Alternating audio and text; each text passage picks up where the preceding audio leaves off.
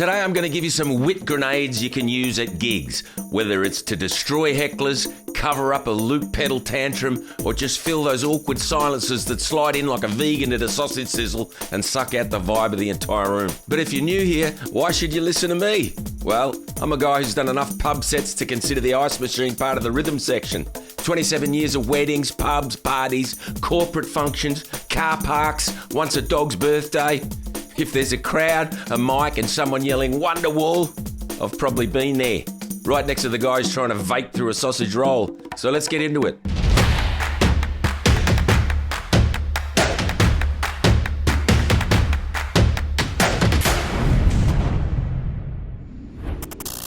If there's one thing you can count on at every show, it's that something awkward's going to happen. Maybe it's a drunk heckler. Maybe the crowd claps like they're allergic to joy.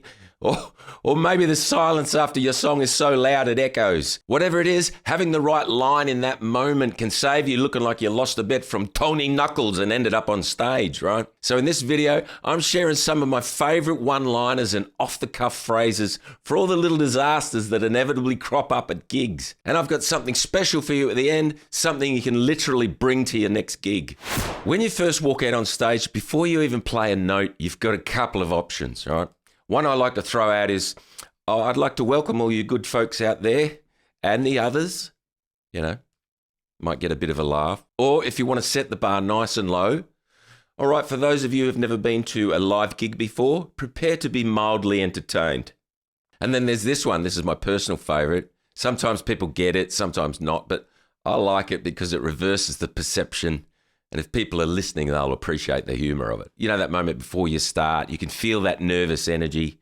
And the crowd's kind of looking at you to see if you're feeling nervous. And then you get up to the mic and you pause a bit. And sometimes I'll ham it up. I'll make it look like I'm actually nervous. And I'll say, well, you're probably a little nervous wondering what I'm going to think of you.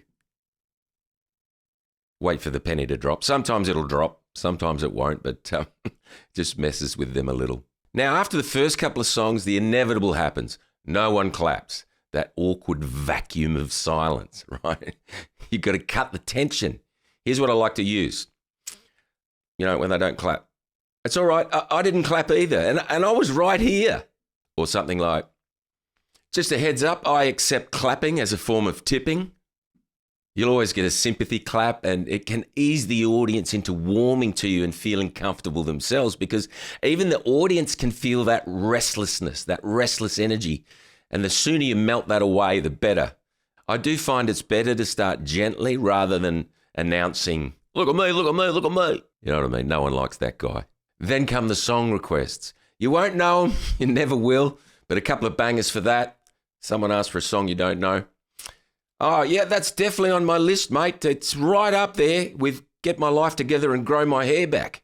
Fingers crossed. As a baldy, that usually gets a bit of a laugh. Or something like, yeah, mate, it's on my list right up there with Get My Life Together and Wean Myself Off Pornhub. You've obviously got to choose your spot for a bit of crass.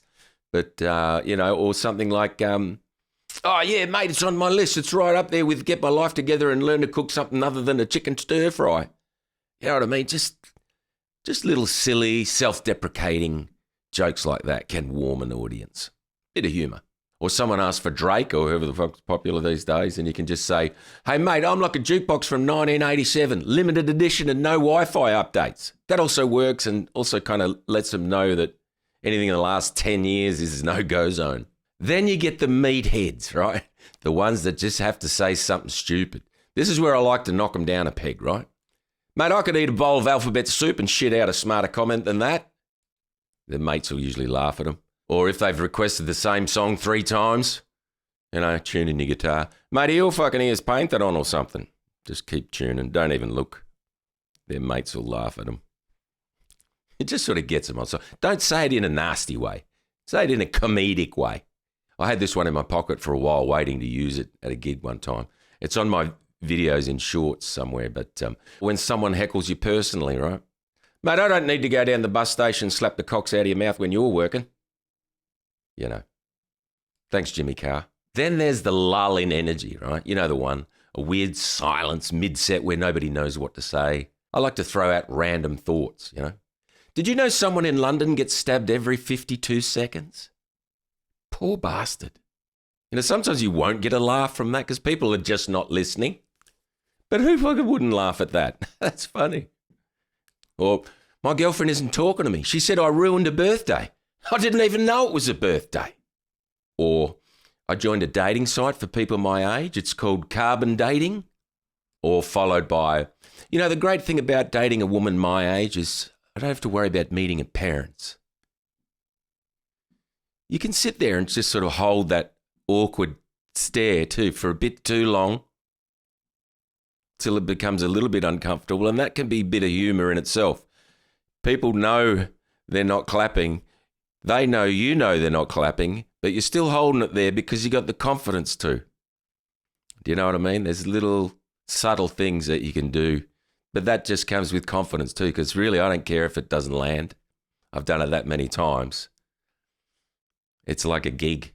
Then there's the attention-seeking idiot. You know the type. Loud, relentless, auditioning for a spotlight that doesn't exist. The kind of person who thinks interrupting a gig is a personality trait. They're immune to shame, oblivious to social cues, and driven by lukewarm beer and whatever happened in year 6. Engaging them only fans the flames of dickheadery, and trust me, this pinhead runs on Monster Energy and stepdad rage. Best move, ignore them like a dodgy foldback speaker and let them fade into the background embarrassment where they belong. But when they finally leave, you can address the elephant that just left that room, all right, and say something like, some people bring happiness wherever they go, others whenever they go, you know, or some people are like clouds. Once they piss off, it's a beautiful day. The crowd loves it. They know exactly what you meant. You got them on side. This usually gets a roaring applause and breaks the tension that had been building into something of relief that they can enjoy the night again. Now this muppet's gone. I also have a bunch of other things I say before launching into specific songs. Some are funny, some are a bit more heartfelt. If you want all those lines, and trust me, it's over 100 of my best one-liners, I've put them all together in a free downloadable PDF. Get the full PDF below, over 100 comebacks, all performed in rooms and pubs full of mild indifference, cheap fumes, and the creeping thought that maybe I peaked in sound check.